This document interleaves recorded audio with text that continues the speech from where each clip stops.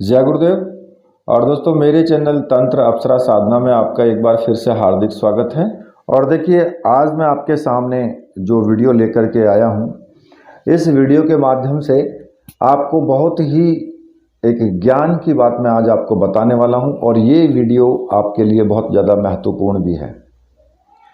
आपने नाम सुना होगा काली, महाकाली, लेकिन बहुत से लोग यही मानते हैं कि वही काली है, वही महाकाली है।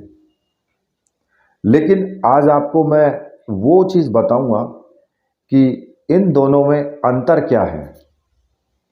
काली में और महाकाली में दोनों में क्या अंतर है, और इनमें बहुत बड़ा अंतर है।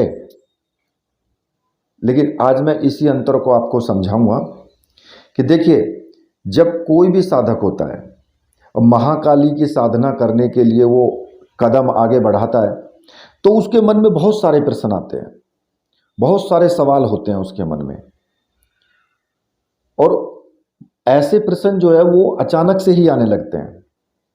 और महाकाली की जो साधना है उनसे संबंधित, कि भाई जैसे कि तंत्रोक्त साधना है, या साबर मंत्र से साधना है, या अघोर मंत्र से साधना है, ऐसे मंत्र जो है उन साधकों के सामने बहुत सारे होते हैं। ऐसे बहुत सारे विद्वान भी होते हैं, परंतु उसे ये समझ नहीं आता कि अब उसके लिए कौन सा मंत्र करना सही है या कौन सा मंत्र से साधना करना सही नहीं है।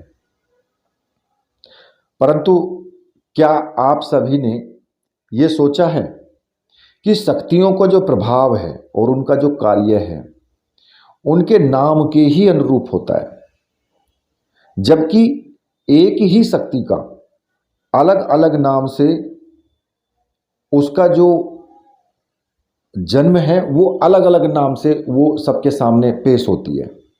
लेकिन अलग अलग उसके नाम हैं, तो उसके गुण, स्वभाव, क्षमता या उसकी शक्तियां ये भी सभी बदल जाते हैं, क्योंकि वो अपने मूल स्वरूप को छोड़ करके एक अलग ही रूप में अलग नाम से वो जन्म लेती है, अलग नाम से वो प्रकट होती है। तो उसी नाम के अनुसार ही उसकी क्षमता और शक्तियों का विकास भी वो करती है। ठीक इसी तरीके से महाकाली और काली में भी अंतर है। दोनों के गुण, स्वभाव या उसकी क्षमता या उसके जो कार्य हैं उन सभी में समानता नहीं है, उनमें भिन्नताएं हैं। ये सभी रूप जो है महामाया आदि शक्ति के ही उग्र स्वरूप हैं ये, और जिन्हें आदि शक्ति की जो नित्य जो कलाएं हैं वो कहा गया है। और इन्हीं नित्य कलाओं की भी उपकलाएं भी हैं, जिन्हें योगिनी बोलते हैं, जो सहचरी होती हैं। क्योंकि जो आदि शक्ति है, आदि शक्ति की जो सहचर्यां हैं वो ये हैं काली, महाकाली, और जो उनकी भी सहयोगी हैं वो योगिनियां होती हैं। तो इसी तरीके से जो उपकलाओं का जो विस्तार होता जाता है, तो उनमें एक अलग अलग शक्ति का जन्म होता रहता है। और जब साधक इनमें से किसी भी एक कला को सिद्ध करता है या उसका भेदन करता है, तो अंत में वो सभी कलाएं एक ही रूप धारण कर लेती हैं, जिसे महामाया, महाशक्ति, आदि शक्ति कहा गया है। और इसी तरीके से कलाओं को भी आदि शक्ति अपने अंदर समेट करके अपने वास्तविक रूप को जो प्रकट करती है। और जब आदि शक्ति इन्हीं स्वरूपों का, पूरे स्वरूप का विस्तार करती है, तो इन्हीं कलाओं के द्वारा ही वो अपने स्वरूप का विस्तार को आगे बढ़ाती है। और उनके नाम और रूपों में जब वो प्रकट होती है, तो उनके अलग अलग क्षमताएं होती हैं, अलग अलग उनके गुण होते हैं, अलग अलग उनके स्वभाव होते हैं। हालांकि ये एक बहुत गूढ़ विषय है ये, इसे ना तो सरलता से समझा जा सकता है और ना ही सरलता से इसको समझाया जा सकता है। परंतु हम इसमें जो है काली और महाकाली के अंतर थोड़ा सा हम आपको समझा पाएंगे इस चीज़ को। जो मैं आपको समझाऊंगा वो थोड़ा सा आपको समझा दूंगा। पहले हम बात करेंगे महाकाली के विषय में। देखिए, महाकाली के विषय में बहुत सारी ऐसी कहानियां हैं, कथाएं हैं जो हमारे शास्त्रों में भी हैं, जिनमें कहा गया है कि भाई महाकाली से ही सारी सृष्टि का जन्म हुआ है। उन सभी ग्रंथों में कहा गया है कि महाकाली से ही सृष्टि का जन्म हुआ है। और अगर देखें तो विष्णु, महेश या ब्रह्मा का जन्म जो है वो महाकाली से हुआ है।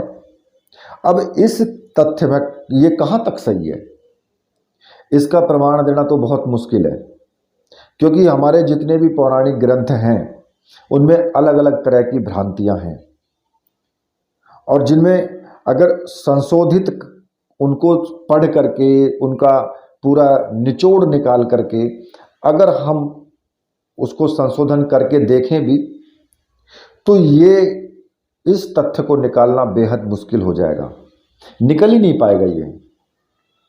क्यों? क्योंकि वहीं एक और अगर हम देखें कि भाई महाशिव पुराण पढ़ते हैं तो उसमें सबकी उत्पत्ति का जो कारक है वो शिव जी को बताया गया है कि भगवान शिव के से ही सबकी उत्पत्ति हुई है। अगर वहीं हम विष्णु पुराण पढ़ें तो उसमें बताया गया है कि भगवान विष्णु से ही सभी की उत्पत्ति हुई है। वही जो है भगवान विष्णु ही सबके उत्पत्ति के कारक हैं। और अगर देवी महाभागवत पुराण पढ़ें तो सभी की उत्पत्ति का कारक देवी को बताया गया है कि भाई सबकी उत्पत्ति देवी से हुई है। अब यहां पर तो भ्रांतियां तो अपने आप ही आएंगी, क्योंकि उत्पत्ति के तीन तीन कारक हो गए, तीन तीन कि भाई ब्रह्मा जी से भी उत्पत्ति, विष्णु जी से भी उत्पत्ति और माँ आदि भवानी से भी उत्पत्ति। अब हम किस तथ्य को सत्य मानेंगे बताओ? क्योंकि हमारे सामने पुराण शास्त्रों के अलावा कोई और ऐसा कोई प्रमाण तो है ही नहीं, सिर्फ उन्हीं में तो हम पढ़ करके बता सकते हैं, उसके अलावा तो कोई प्रमाण ही नहीं है कि भाई किससे जन्म हुआ है। और अगर हम सामान्य तरीके से देखें तो आप देख सकते हैं कि दो व्यक्तियों के मिलने से तीसरे का जन्म होता है, उसकी उत्पत्ति होती है। इसका सीधा सा मतलब है कि किसी भी व्यक्ति के जन्म लेने के लिए स्त्री और पुरुष दो का होना बेहद आवश्यक है। जब दोनों में संभोग होगा तो स्त्री गर्भ धारण करेगी, गर्भ में से एक नवीन सृष्टि की उत्पत्ति होती है, यानी कि नए बच्चे का जन्म होता है, नए जीव की उत्पत्ति होगी। प्रत्येक जीव की उत्पत्ति का रहस्य भी यही है, और प्रत्येक शक्ति की उत्पत्ति का सार भी यही है। महाकाली की जो उत्पत्ति है, माँ भगवती को जब क्रोध आया तब उनका जो मुख था और शरीर था वो काला पड़ गया, जिसके बारे में हम आगे मैं आपको बताऊंगा। परंतु अभी यहाँ पर मैं आपको बता रहा हूँ कि महाकाली और काली में अंतर क्या है, ये जानना बहुत आवश्यक है। देखो, सामान्य जो लोग हैं महाकाली और काली को एक ही मानते हैं, परंतु वास्तव में ही दोनों में बहुत बड़ा अंतर है, बहुत विभिन्नताएं हैं जिनके बारे में आम लोगों को कुछ नहीं पता होता है। आज मैं इसी विषय पर पूरे रहस्य को बताऊंगा मैं आप लोगों को, कि ताकि तुम सभी लोगों को इन दोनों को महत्व को आप समझ सकें, क्योंकि दोनों का गुण, प्रभाव और शक्ति अलग अलग हैं और दोनों के स्वरूप में भी अंतर है। अगर मैं ये कहूं कि दोनों एक दूसरे से भिन्न हैं तो इसमें कोई भी गलत नहीं है। दोनों एक दूसरे से भिन्न हैं, बिल्कुल एकदम। वास्तव में ही हम इन शक्तियों के जो रहस्य है उनको ठीक से समझ नहीं पाते, जिसके कारण हम सभी को एक ही मान लेते हैं। मान लो यदि एक क्रोध और उग्र स्वरूप की है तो एक सौम्य और उग्र स्वरूप की है, तो दोनों एक कैसे हो सकती हैं? भाई क्रोध उग्र स्वरूप वाली का सौम्यता के साथ में कोई तो तालमेल है ही नहीं, कैसे वो तालमेल बिठा सकती है? क्योंकि उसके गुण स्वभाव उग्र और तामसिक होंगे। इसलिए हमें साधना करते समय ये बात ध्यान में रखनी चाहिए कि आखिर कौन सी शक्ति किस स्वभाव की है और उसके गुण प्रभाव क्या हैं। क्योंकि देखिए, साधक जिस भी शक्ति की उपासना या आराधना करता है तो उसके अंदर उसी शक्ति के गुण और प्रभाव जो होते हैं वो आने लगते हैं, और साधक उसके गुण और प्रभावों के अनुसार ही अपना जीवन भी जीता है। वो अगर कोई व्यक्ति अप्सरा की साधना करता है तो उसके अंदर रजोगुण आता है और उसी के साथ वो जीवन को जीता है। ठीक है, इसी प्रकार से जिस शक्ति की भी आप साधना करते हो उसी प्रकार से उसी शक्ति के गुण स्वभाव सब कुछ उसके अंदर आता है।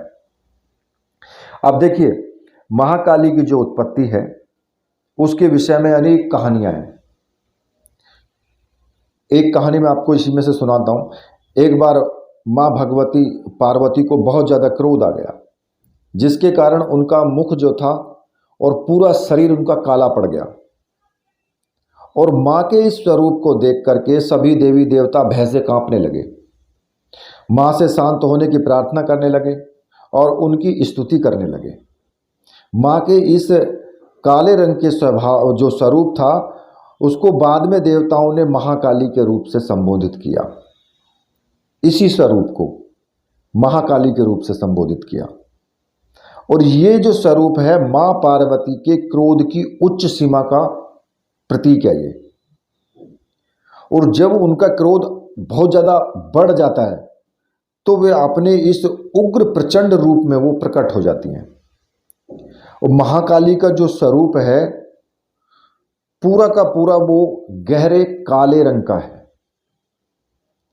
लेकिन बहुत ही ज़्यादा तेज से युक्त है, वो तेज से परिपूर्ण है। माँ पार्वती के को इस रूप में देखने के कारण ही महाकाली को जो है वो आदि शक्ति कहा गया है।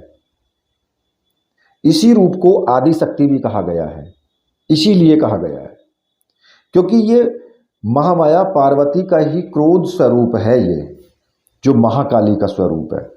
जिस तरह से शिव जी क्रोध में पूरे अग्नि में हो जाते हैं ना, अग्नि उनके से कांति रूप से अग्नि में कांति तरीके से हो जाती है। मतलब कि एक तरीके से सोचिए कि जैसे लाल रंग हो जाता है ना किसी व्यक्ति का, जब वो पूर्ण रूप से गुस्से में होता है तो वो रंग लाल पड़ जाता है, तो इसी प्रकार से उनका रंग काला पड़ गया था। तो ऐसी प्रकार से जब माँ पार्वती को क्रोध आया तो काले रंग में वो परिवर्तित हो गई और महाकाली बन गई उस वक्त। तो महाकाली के उत्पत्ति के विषय में एक कहानी और भी है।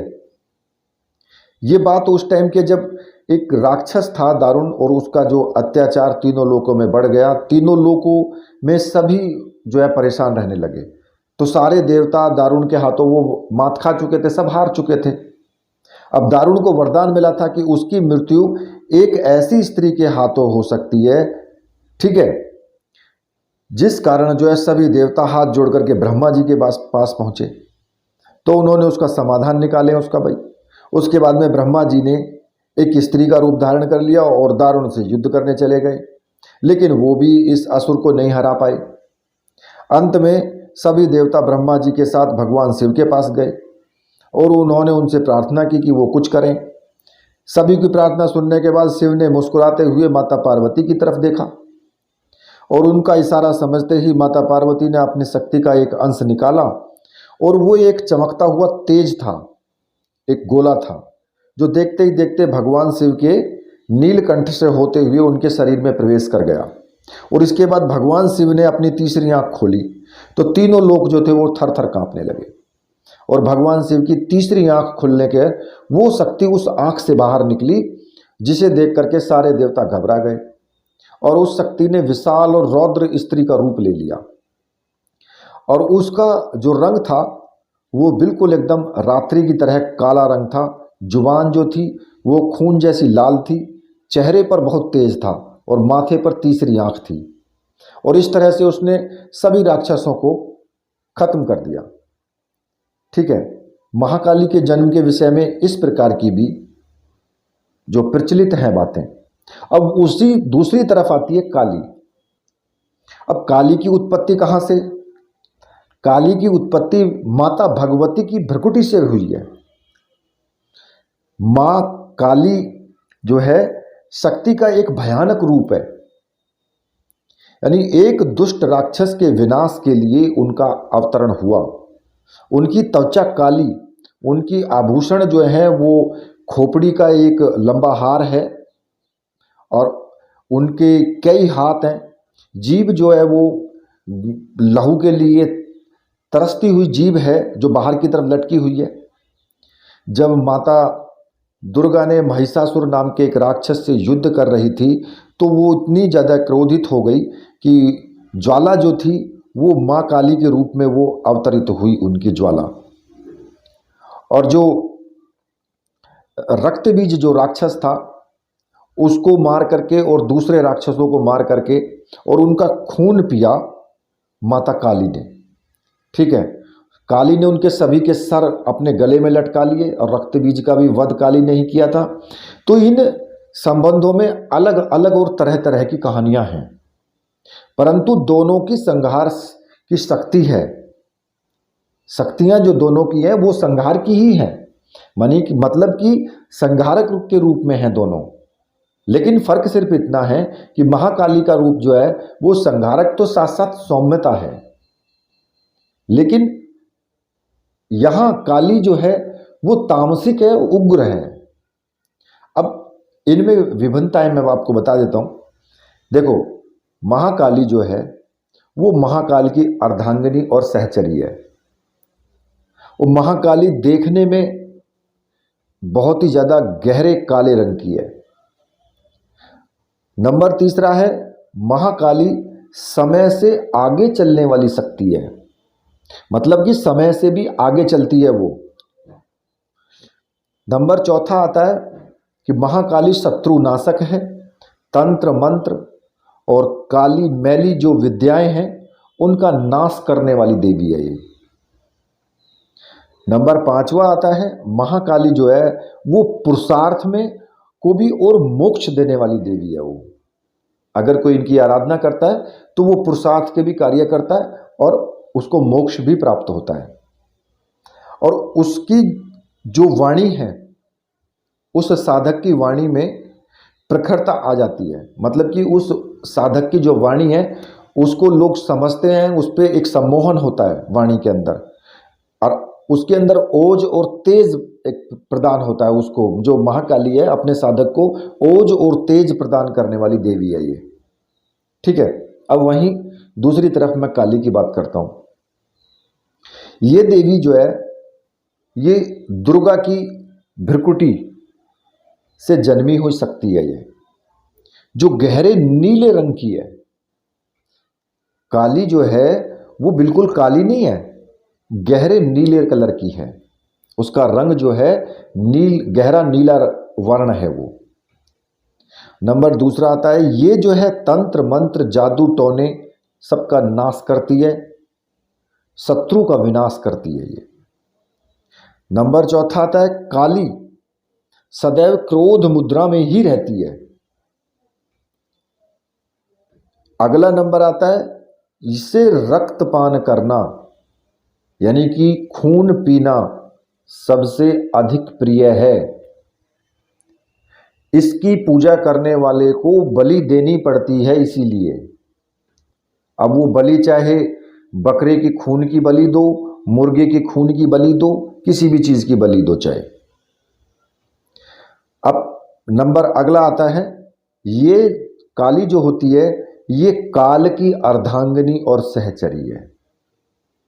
महाकाली तो महाकाल की अर्धांगिनी और सहचरी है, लेकिन ये काली जो है ये काल की सहचरी और अर्धांगिनी है ये।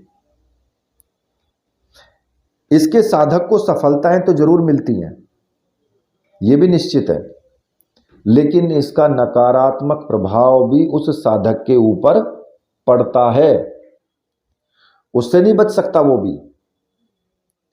इसका जो अस्त्र है वो खड़ंग ही है। ठीक है, और इस देवी का जो भोग प्रसाद है उसे दे करके भी इससे काम कराया जाता है, जो काली है। और इसमें कोई विशेष प्रकार की आपको सिद्धि की आवश्यकता नहीं होती है।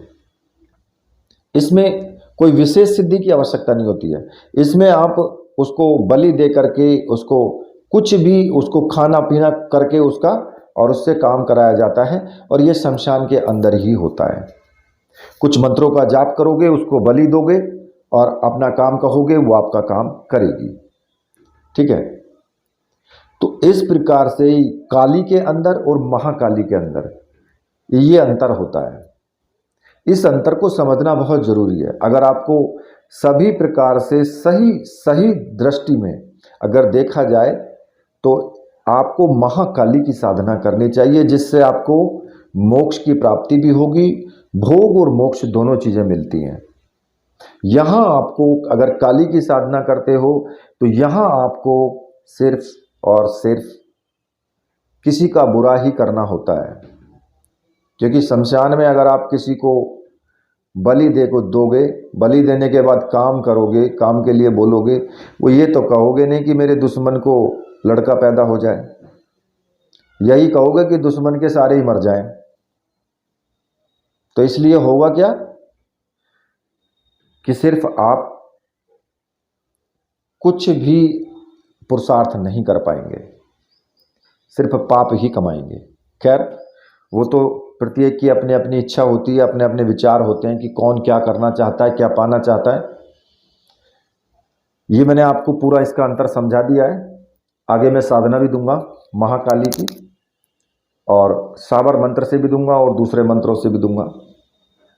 तब तक के लिए इस वीडियो को मैं यहीं पर समाप्त करता हूं। तो मेरे साथ बोलिए, बोलिए वीर बजरंगबली हनुमान जी महाराज की जय। बोलिए मेरे परमहंस गुरुदेव की जय।